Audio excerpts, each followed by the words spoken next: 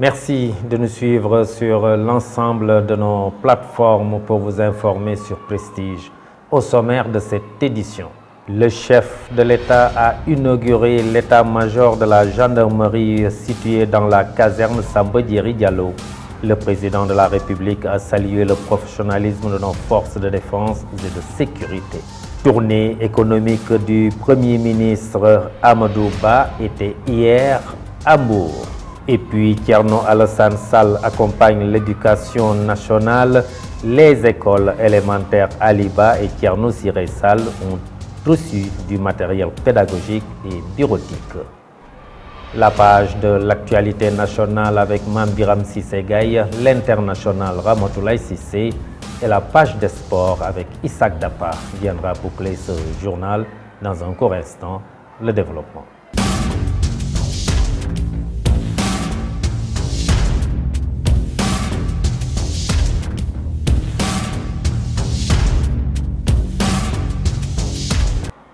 Mesdames, Mademoiselles, Messieurs, bonsoir et bienvenue dans ce journal.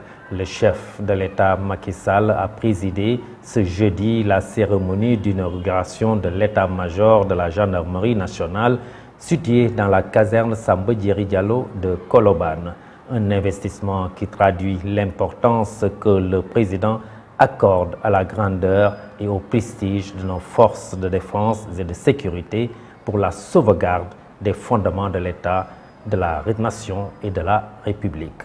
Le président de la République, Macky Sall, a tenu à saluer le professionnalisme de nos forces de défense et de sécurité face aux périls qui guettent la paix et la stabilité du pays. Son Excellence Macky Sall, que je vous propose de suivre. Le nouvel état-major du haut commandement que nous inaugurons aujourd'hui s'inscrit dans cette dynamique de montée en puissance, parce qu'il est la tête pensante de la gendarmerie. L'état-major du haut commandement doit être au diapason de ses missions régaliennes de réflexion, de planification et de conception stratégique inhérentes aux activités de plus en plus diverses et complexes de la gendarmerie nationale. Grâce au regroupement des structures décisionnelles, la gendarmerie dispose désormais d'un cadre propice à son action. Cet état-major flambant neuf donne un nouveau souffle de modernité et de vitalité à notre gendarmerie nationale. Nous vivons au quotidien la montée des périls, le terrorisme, le trafic de drogue, la piraterie maritime, la pêche illicite, non déclarée et non réglementaire, la cybercriminalité, les réseaux d'immigration clandestine et j'en passe. S'y ajoute le phénomène mondial des usages malveillants des réseaux sociaux, nouvelle forme de perturbation de l'ordre public et de déstabilisation nationale. Face à tous ces périls, la montée en puissance de nos forces de défense et de sécurité s'impose en permanence. Elle doit être vigoureuse pour garder la prédominance sur les défis et agile pour s'adapter à toutes les circonstances. Et puis, je vous le disais tout de suite dans le sommaire, le Premier ministre Amadou Ba a répondu mercredi à l'appel du maire de la commune de Khombole, Magueye Boye, à initier cette mobilisation pour la contribution de sa commune à la grande coalition de la majorité présidentielle en vue de l'élection présidentielle 2024. Des militants se sont mobilisés pour réserver un accueil chaleureux au Premier ministre. Ce même Premier ministre, Amadou Ba, avait entamé une tournée économique depuis samedi dans la région de Thiès, après les départements de Thiès et de Tivaouane. Il est l'hôte du département de Mbour. Ce jeudi, il a rencontré les acteurs politiques de la Petite Côte. Le maire de Mbour, Issa Sall, lui a souhaité la bienvenue. Il a aussi souhaité la réalisation des projets du président Macky Sall dans sa commune. Amadou Ba a exprimé sa satisfaction sur l'engagement des militants de Mbour dans sa tournée économique. Il a réitéré sa volonté de faire de la Petite Côte une de ses priorités. Comme il l'a fait avec les écoles Demba Diakhaté et Kaba Sall, Thierno Alassane Sall a considérablement appuyé les écoles Aliba et Thierno Siré Sall. C'est à travers la remise de matériel pédagogique et bureautique. Il s'agit précisément de kits scolaires pour les élèves, de rames de papier, imprimantes, boîtes de craie pour le corps enseignant. Abdou Kassé, responsable du parti de la République des valeurs, revient sur l'importance que son leader accorde à l'éducation. Ces propos sont recueillis par Mamadou Saturne Ndione. Monsieur les enseignants, mesdames les enseignantes, une délégation du président de la République des valeurs, Thierno Alassane Sall, donc, est venue pour vous remettre gratuitement en son nom du matériel pédagogique et des kits scolaires. Alors donc les kits scolaires, comme vous le voyez, sont composés de cahiers, de matériel géométrique, hein, de stylos, etc., etc. Et le matériel pédagogique est composé de rames de papier, n'est-ce pas? De rames de papier, des caisses de craie de craie blanche, des caisses de boîtes de craie blanche et de craie en couleur. Donc ce matériel, nous les espérons, va contribuer certainement à l'amélioration des conditions de travail et des élèves et de l'administration. Le directeur de l'école Thierno Eliman Siré Sall de Grand Thiès a apprécié à sa juste valeur le geste citoyen du président de la République des valeurs Thierno Alassane Sall. Selon lui, ce geste vient à son heure. Je vous propose de le suivre. Il est toujours au micro de Mamadou Saturne Ndione. Profitons de cette occasion pour remercier le généreux donateur Thierno Alassane Sall, qui est d'ailleurs un petit-fils du parrain de l'école, Thierno Siré Eliman Sall. Donc c'est une fierté pour l'école et en même temps c'est une manière de revigorer un peu les enfants, sachant que le petit-fils est là présent. Et c'est une sorte aussi d'émulation parce que c'est un haut cadre qui aspire à diriger le peuple sénégalais. Donc c'est un modèle, ce sera éventuellement un modèle pour les enfants. Et personnellement, je dis que je suis un fan parce qu'on s'est rencontrés au lycée quand il faisait la terminale, je faisais la 6e. Et vraiment, il ne cessait de m'émerveiller, surtout quand au niveau du foyer, à chaque fois qu'il montait sur le stade, oui, il parlait un français extraordinaire. Effectivement. Jusqu'à aujourd'hui. Effectivement. Donc pour moi, c'est une icône. Alors, ce geste vient à son heure, parce que ça vient soulager quelque part les parents d'élèves et assister par la même occasion les élèves qui en ont vraiment grandement besoin. Donc, encore une fois, merci à Thierno pour cet acte vraiment qui nous va droit au cœur. Maintenant, vous me donnez une bonne opportunité de lancer une pierre dans le jardin de l'État. Parce que quelque part, ils disent que interdiction formelle des inscriptions, mais nous n'appelons pas ça inscription. Nous parlons plutôt de participation des parents par rapport au fonctionnement de l'école. Mais hélas, l'école élémentaire qui devait être assistée est laissée en rade. Et nous sommes traités en parents pauvres, les enseignants exposés devant la population, si bien que pour avoir le rendement qu'il faut, ça pose problème. Et je pense que l'État devait fournir beaucoup plus de moyens à cette école de base qui fournit d'excellents élèves au niveau du CM lycée, voire même à l'université.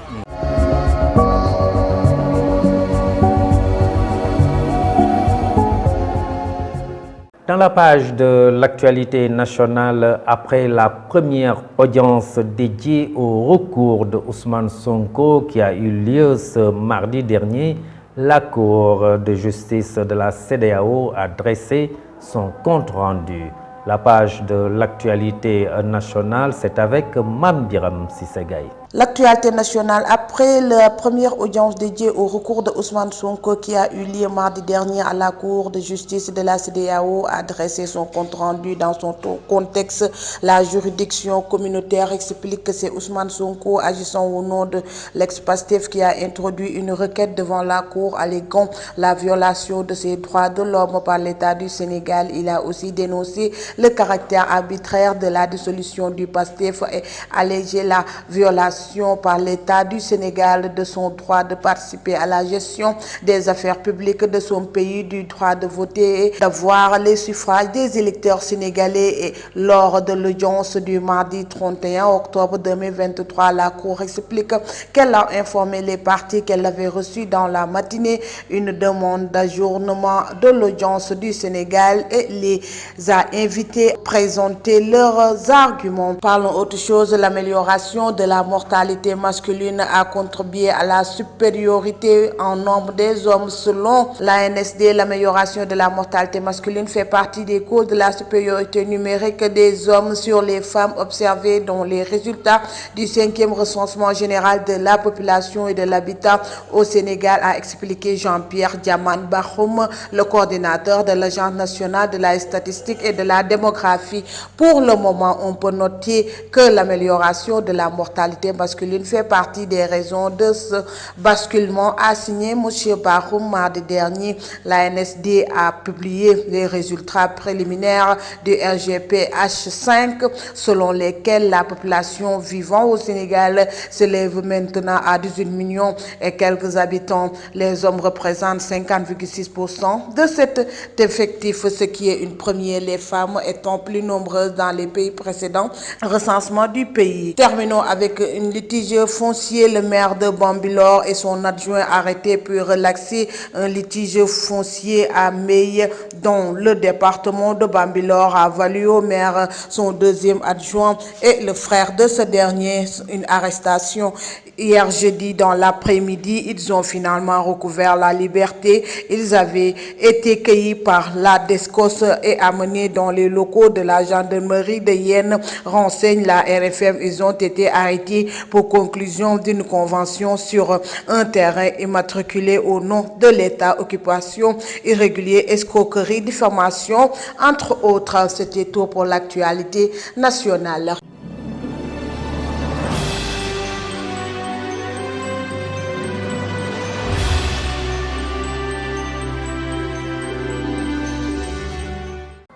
Merci Mame Biram, et nous ouvrons la page de l'actualité internationale au Cameroun. Le président Paul Biya crée un comité de lutte contre les actes illicites. C'est un rapide survol signé Ramatoulaye Cissé. Démarrons l'actualité internationale en Israël. L'armée israélienne a annoncé avoir achevé l'encerclement de la ville de Gaza une semaine après le début de l'opération terrestre israélienne dans le territoire palestinien, où 4 écoles de l'ONU abritant des déplacés ont été touchées jeudi. Le Hezbollah libanais a annoncé jeudi avoir mené des attaques simultanées sur 19 positions israéliennes, auxquelles Israël a riposté avec une vaste frappe qui a fait 4 morts selon l'agence nationale d'information libanaise à Beyrouth. Cette montée des tensions à la frontière libano-israélienne intervient alors que le chef du Hezbollah, Hassan Nasrallah, doit prononcer un discours ce vendredi sur la future implication ou non du groupe chiite dans le conflit qui a éclaté entre le Hamas et Israël. Un an après les armes ne sont pas tuées en Éthiopie, au Tigré, les affrontements entre l'armée du Front populaire de libération du Tigré, le TPLF et celle du gouvernement fédéral ont cessé, mais les milices Amara, du nom d'une région voisine habitée par l'un des plus grands peuples du pays, continuent d'agir dans l'ouest de la région sur laquelle ils souhaitent étendre leur influence. Alliés du gouvernement d'Abiy Ahmed pendant la guerre, ces milices estiment avoir été exclus des accords de Pretoria et ont refusé leur démantèlement et leur intégration à l'armée fédérale voulue par le Premier ministre, considérant que cela comme un affaiblissement face aux menaces des autres peuples, notamment tigréens. Il continue donc dans cette partie ouest du Tigré ce que le chercheur indépendant René Lefort qualifie de nettoyage ethnique. Pour lutter contre la corruption, le blanchissement des capitaux, les financements illicites au Cameroun, le chef de l'État, Paul Biya, a déployé plusieurs initiatives en œuvre depuis plusieurs années, à l'instar de la Commission nationale anticorruption, le tribunal criminel spécial, l'Agence nationale d'investigation financière, entre autres, pour assurer une efficience à tous ces organes et dispositifs. Le président Paul Biya a décidé de la création par décret le 30 octobre 2023 du comité de coordination des politiques nationales de lutte contre le blanchissement de capitaux, le financement du terrorisme et la prolifération des armes de destruction massive. Mesdames et messieurs, c'en est tout pour l'actualité internationale.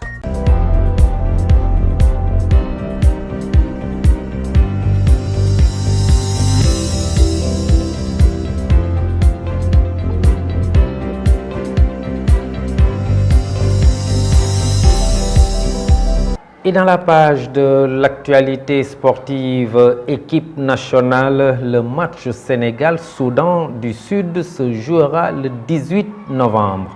La page de l'actualité sportive, c'est avec Isaac Dapa. Équipe nationale du Sénégal, le match Sénégal contre Soudan du Sud se jouera le 18 novembre. C'est la Fédération sénégalaise de football qui officialise l'information publiée sur Wii-Sport la semaine passée. Sénégal contre Soudan du Sud se jouera sans public.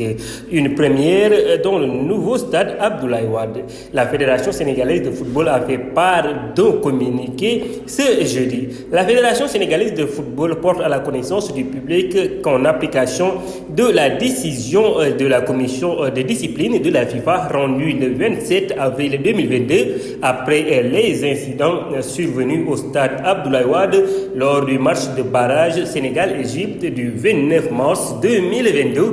Le match Sénégal contre Soudan comptant pour la première journée des éliminatoires de la Coupe du Monde 2026 est prévu le 18 novembre 2023, sera joué à huis clos.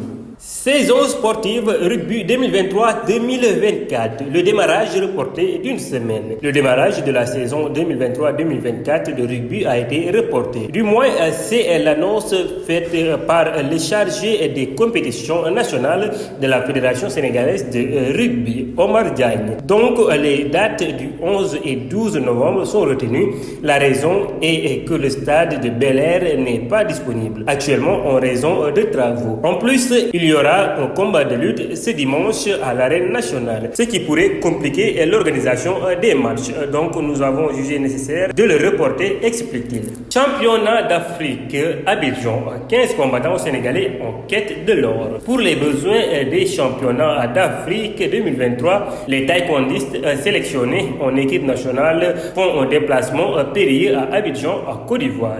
Une occasion pour ces combattants de décrocher à la fois des médailles et de se rapprocher de la qualification aux prochains Jeux Olympiques de Paris 2024 avec 15 athlètes dont la délégation les Sénégalais seront très attendus sur le sol ivoirien face à leurs homologues africains pour disputer ces joutes continentales du 5 au 6 novembre. Porteur d'espoir dans sa catégorie, Mohamedou Fadilou Mbacké Gueye sera du voyage. C'était tout pour cette page sportive. Merci beaucoup Isaac Dapa. Mais pour compléter cette page sportive, deuxième journée de la Ligue professionnelle 2, ce samedi, demain dit samedi, Keur Madior reçoit Thiès Football Club à Caroline Faye. Le CNEPS Excellence reçoit au stade Maniang Soumaré la RS Yoff. Ce match, vous pourrez le suivre en direct sur nos différentes plateformes en collaboration avec le CNEPS Excellence. Et le dimanche, toujours à Maniang Soumaré, Amitié Football Club reçoit Demba Diop de Mbour. Le lundi, Niary Tally reçoit Walidane. Tous les matchs se joueront à partir de 16h30. Et en Ligue professionnelle 1, le dimanche au stade Lat Dior de Thiès, Diambar de Saly reçoit la Sonacos de Diourbel. C'est à 16h30. Et le lundi, toujours au stade Lat Dior de Thiès, la Génération Foot reçoit l'US Gorée à 16h30. Ceci met fin à ce journal derrière la version Wolof avec Fatou Fall. Cette version française est à présent terminée. Merci de l'avoir suivi. Passez une excellente fin de soirée. Très bon week-end. Au revoir.